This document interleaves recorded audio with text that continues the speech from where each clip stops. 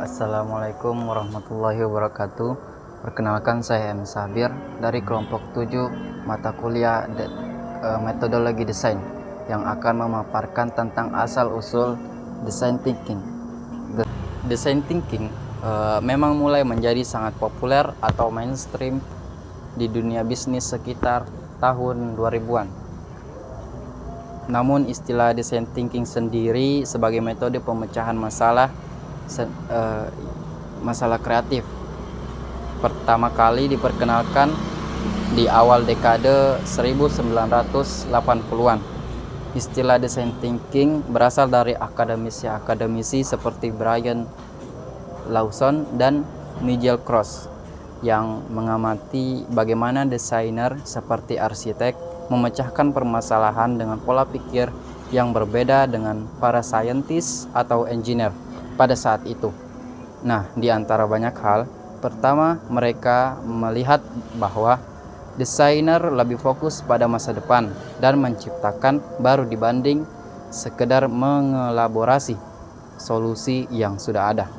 Yang kedua, mereka melihat bahwa desainer lebih cenderung mengembangkan solusi secara iteratif dibanding terlalu lama membuat solusi sempurna secara linear, di mana di setiap iterasinya desainer juga melibatkan masukan dari kliennya. Berdasarkan pengamatan mereka tersebut, para akademisi 1980-an mulai beranggapan bahwa pola pikir para desainer lebih cocok memecahkan permasalahan zaman modern yang bersifat kompleks, dinamis, dan ambigu, yang disebut juga weak problems. Hal ini dikarenakan dalam memecahkan weak problems, kita tidak bisa bergantung pada proses pemecahan masalah yang linear atau solusi masa lalu, melainkan kita harus mengembangkan solusi baru berdasarkan pemahaman mendalam mengenai customer dan secara iteratif atau berulang sampai ketemu solusi yang tepat. Akhirnya di awal dekade 2000 mulailah diterbitkan proses-proses design thinking yang dilakukan oleh berbagai akademi juga praktisi. Contohnya IDEO mulai mempopulerkan design thinking dengan proses 3 tahapnya, yaitu inspiration, ideating, and implementing. Selain itu, Stanford University juga menerbitkan proses 5 tahapnya, yang mana menjadi salah satu rujukan terpopuler sampai sekarang, yaitu Empathize, Define, Ideate, Prototype, Test. Di dekade 2010-an, design thinking mulai menjadi mainstream dan variasi-variasi baru juga terus bermunculan, seperti proses 4 tahap yang dikembangkan Profesor Lietka dari University of Virginia. What is, what if, what was, what works. Begitulah kurang lebih sejarah singkat terkait perkembangan design thinking. Intinya, proses design thinking selain berevolusi untuk mengatasi weak problems yang semakin kesini menjadi semakin menantang. Adapun kritik dan saran dari kelompok lain mengenai desain kami, yaitu logo ini dinilai elemen ombaknya yang kurang bagus serta juga penggunaan font nama kedainya yang terlalu berdempetan. Maka dari itu, kami mendesain ulang dari logo kami dengan mengubah pada elemen ombaknya menjadi semakin besar sehingga lebih menggambarkan ombak.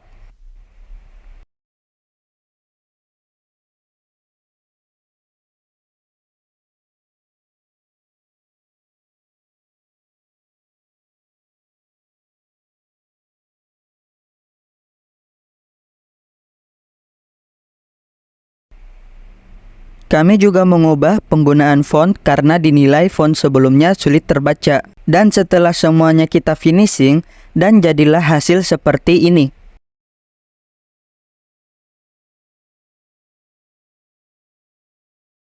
Assalamualaikum warahmatullahi wabarakatuh. Waalaikumsalam warahmatullahi wabarakatuh. Baik, perkenalkan, nama saya Rahmat Ramadan Adil, perwakilan dari kelompok 7 dengan NIM 23080650201. saya akan memaparkan hasil redesign dari kelompok kami.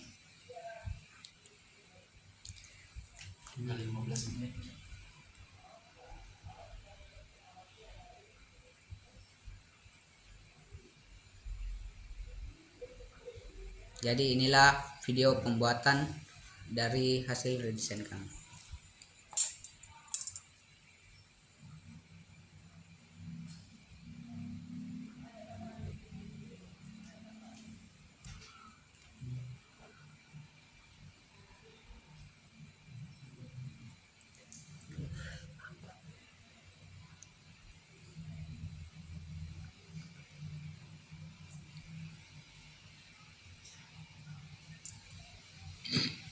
Dan adapun hasilnya setelah kami finishing dengan menambahkan slogan dan juga nama kedai dari logo kami. Kemudian penjelasannya,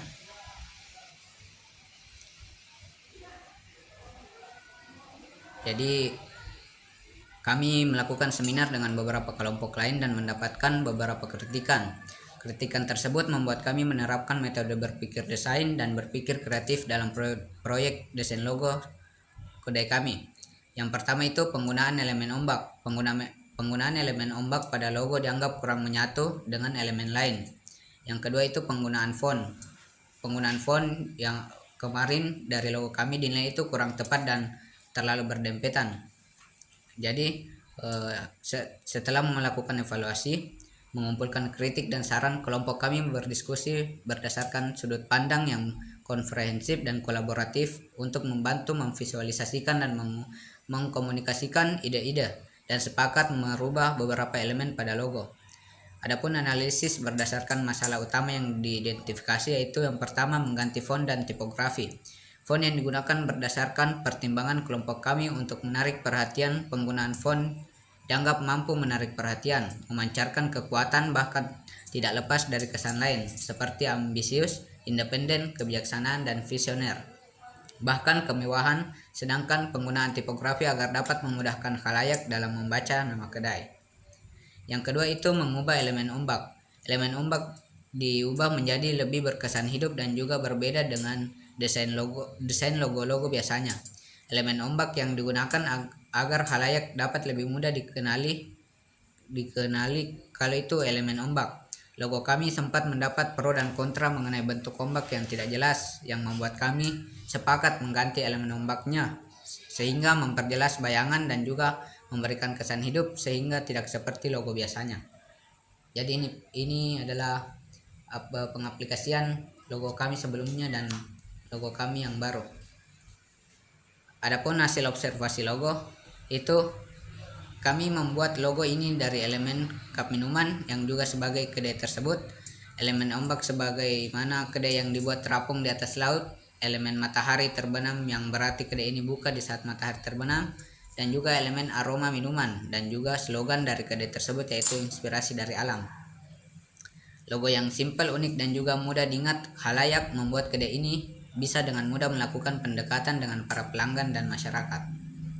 Adapun generasi ide, kami menggunakan teknik brainstorming untuk menghasilkan ide-ide untuk menjabarkan informasi. Brainstorming adalah proses kreatif untuk menghasilkan ide dan konsep yang potensial untuk membangun dan memperkuat identitas merek. Yang pertama itu kreatif tanpa batas. Kami menggambarkan kedai ini sebagai tempat kumpul dan bersantai yang nyaman untuk para masyarakat dengan menampilkan elemen matahari terbenam sebagai tempat nyore yang nyaman. Yang kedua itu desain inovatif. Menonjolkan inovasi dalam desain grafis dengan menggunakan bentuk-bentuk geometris yang dinamis dan ikon-ikon yang terkait dengan nuansa kedai. Yang ketiga itu kualitas tinggi dan profesional. Menekankan pada standar kualitas yang tinggi dan profesionalisme dalam setiap karya desain dengan desain yang bersih, tampilan yang elegan dan tipografi yang serasi. Yang keempat itu solusi yang memikat. Menggambarkan kedai sebagai tempat bersantai dan memikat diciptakan untuk memenuhi kebutuhan konsumen dengan menampilkan desain logo yang menarik perhatian dan menginspirasi. Yang kelima, branding yang konsisten. Membangun identitas merek yang konsisten melalui penggunaan elemen-elemen desain yang terintegrasi seperti warna, tipografi di semua materi pemasaran dan komunikasi. Yang keenam itu fokus pada pelanggan, memperlihatkan bahwa kedai ini selalu fokus pada kepuasan pelanggan dengan menampilkan testimoni klien yang puas, proyek-proyek yang sukses, dan pendekatan yang ramah dan responsif terhadap kebutuhan pelanggan. Jadi itulah teman-teman pemaparan dari redesign kelompok kami. Apakah ada saran dan kritik?